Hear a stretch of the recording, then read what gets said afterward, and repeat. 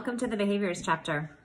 In this chapter, we talk about a lesson planning method that many of you are probably familiar with, often referred to as direct instruction or the Hunter model.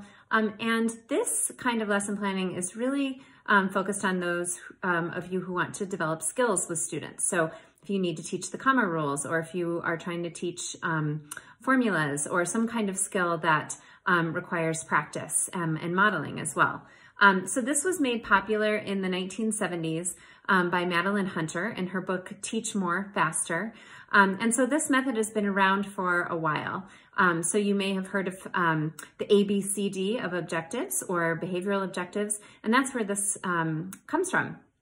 And so an ABCD objective is the audience, the behavior, the conditions, and the degree. And the teacher writes those very specific objectives in advance of the lesson, and the students are to meet those objectives in order to say that the lesson was successful. And the Hunter model is a 7-step lesson model where we start with an anticipatory set, or a way to engage students into the lesson, and then we share with them the objective and purpose. This has been popular in schools recently, where teachers are required to write the objective on the board. We think that can be helpful in some cases, but not in all cases, so that's something to discuss. Then we have some input or direct instruction. And so some schools go to a direct instruction model. That's where this comes from, where the teacher gives direct input or a lecture or gives some kind of feeds information to students. And then the teacher does modeling for the students. So if we're teaching the comma rules, we would tell what the models are, and then we would show examples on the board. Checking for understanding comes next, which is seeing if students are following along and if they're getting the material.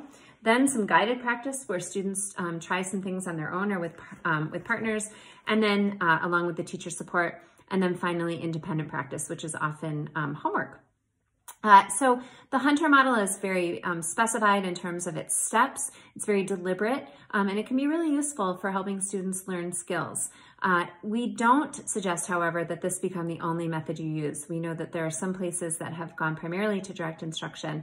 And while it can be helpful to provide skill development, it can narrow the curriculum, and the experiences can become rote and somewhat less interesting than if we focus on the experience itself. But we do want to point out that there are great times to use a behaviorist approach, and we encourage you to take a look at that and use it in conjunction with some of the other models presented in the text. So enjoy, send us your lesson plans, visit our website and let us know how you like it and how you're using the behaviorist model.